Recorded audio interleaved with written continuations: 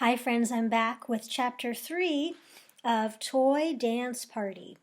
The garbage eating shark, which is not the same as the possible shark.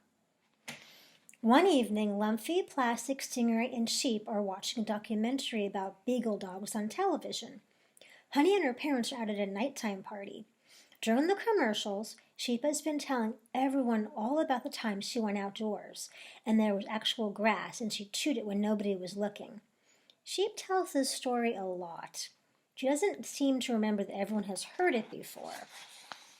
Plastic isn't paying attention. She's wondering why beagle dogs seem familiar, even though she doesn't think she's ever seen a beagle dog. When the show's over, there comes a documentary called Great White Sharks, fearsome friends of the briny deep.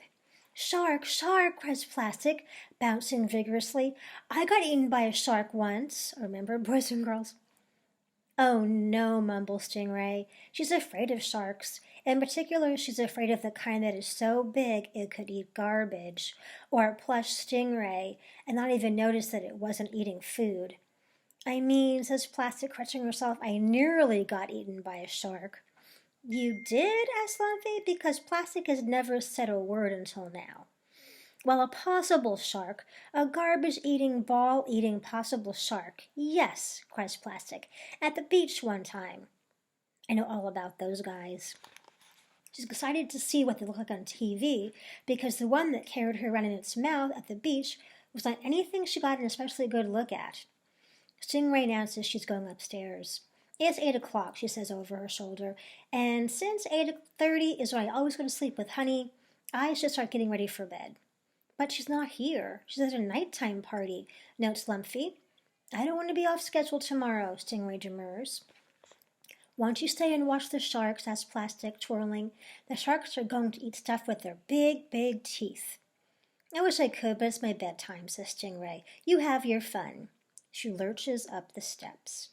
On the TV, an enormous fish with teeth charges through the water to eat a piece of meat that's hanging off the back of a boat. Says Plastic. Now another enormous fish swims past the camera that eats a baby seal. Says Plastic again. What? Asks Lumpy. I don't want to say, says Plastic. You can't say over and over without saying what you mean. It's not the same kind of shark, I guess, says Plastic. That ate you? Mine had fur, says Plastic, and went on 4 legs, and it was spotty like the beagle dogs. It was furry? Asked Sheep. Yes, and it made that same barky noise like the beagle dogs do.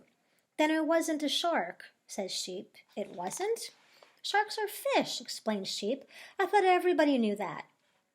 They watch for a few minutes as a scientist explains that sharks do eat garbage by mistake sometimes, and that dead sharks have been found with license plates, tires, and hunks of wood inside their stomachs. Says Plastic. What? Lumpy wants to know. What? I think I was eaten by a beagle dog then, says Plastic, not a shark. Being eaten by a beagle dog is still scary, says Lumpy comfortingly.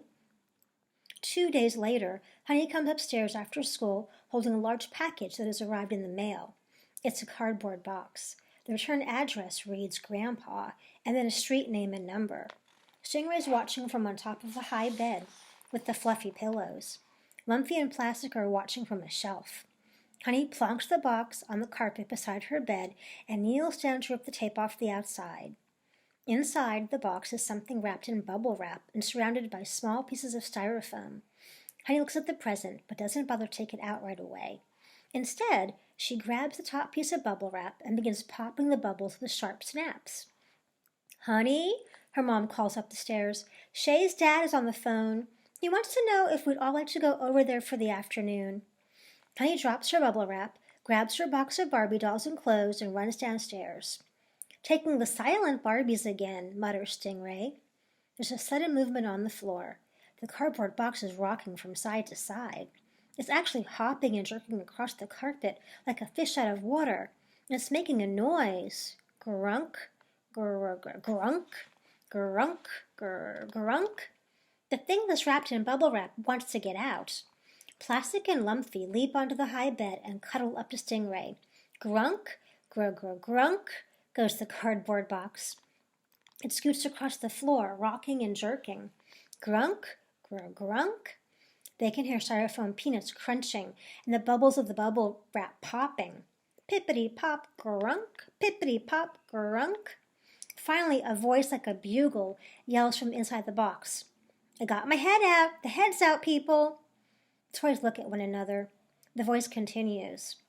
Anyone here with hands or teeth? Hands or teeth, anyone? Lumpy has teeth. He doesn't mention them. He's not feeling very tough and brave somehow. Stingray can do a lot with her flippers. They're almost like hands, but she doesn't mention them either. The bugle voice comes again. The kid left me tied up in here. Silence. Plastic is relieved that she doesn't have any hands or teeth like the cardboard box is asking for. I don't think they're supposed to do that, are they? The voice goes on. They usually take you out and play with you, right? The one-eared sheep rolls across the carpet and sniffs the box. Did you say something about teeth? She asked dimly. Teeth, yeah. Anyone with teeth? I don't hear very well, explained Sheep. It's my ear, you see. I lost it. I can't see your missing ear. I can't see Jack, yells the thing in the box. I have teeth, Sheep tells it. Once I went outside and there was actual grass and I chewed it when Honey wasn't looking. I even got some clover, I think. Actual grass. Can you believe it? Fantastic, yells the thing in the box. Sheep pokes her nose into the bubble wrap. She begins to chew on the tape that surrounds whatever's inside. The thing in the box holds still.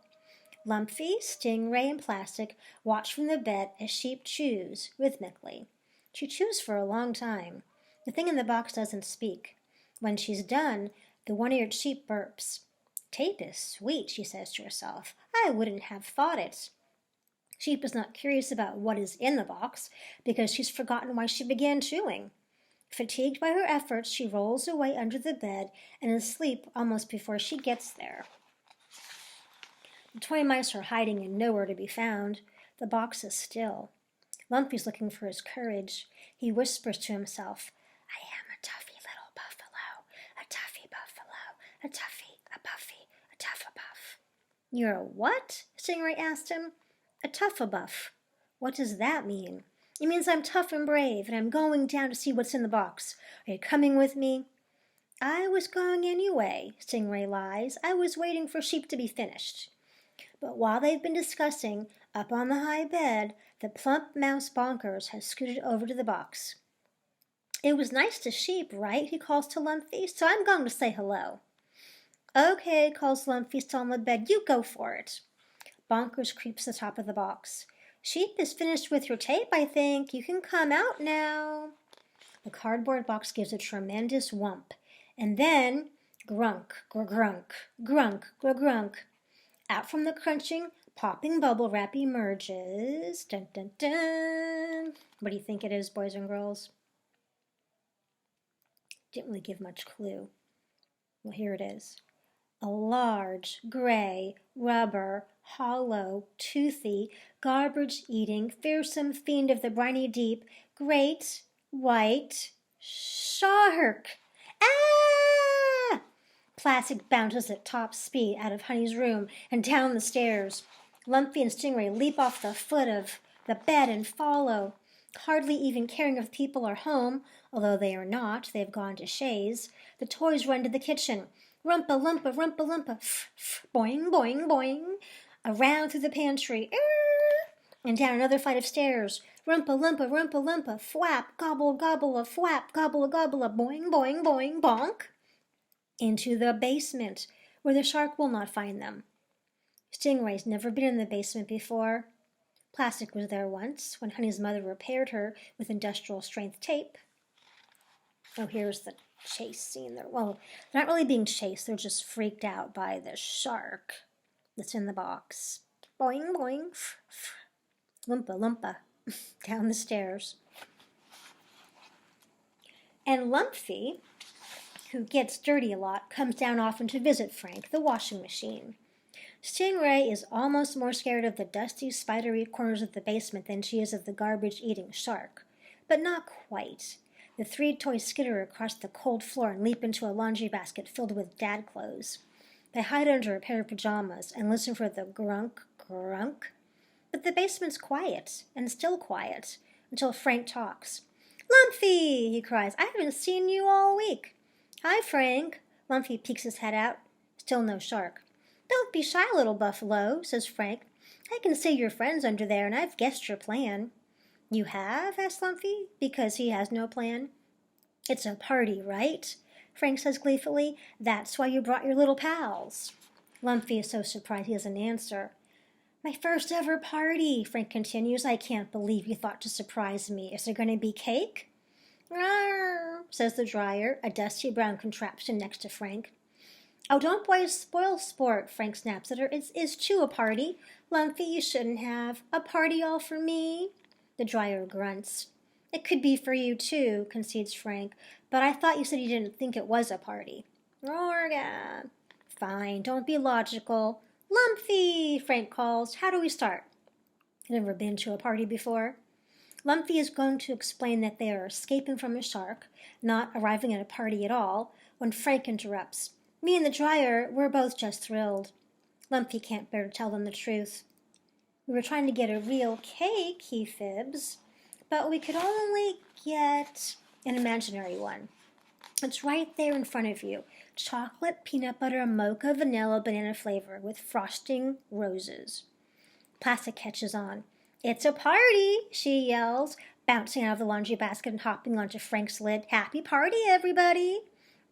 That's Plastic, explains Lumpy, and this is Stingray. Stingray, still hidden under dad pajamas, sticks one flipper out and waves. Party, yells Plastic. Party, party, party. You can come out, Stingray, says Frank, and then about the dryer. I know she's not much to look at, but she doesn't bite.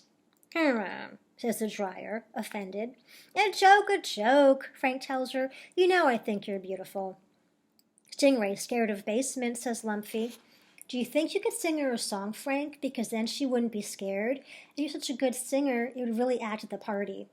Of course, booms Frank. I know there are some towels here who won't want to miss the chance to back me up. Towels, wake up, we're gonna sing.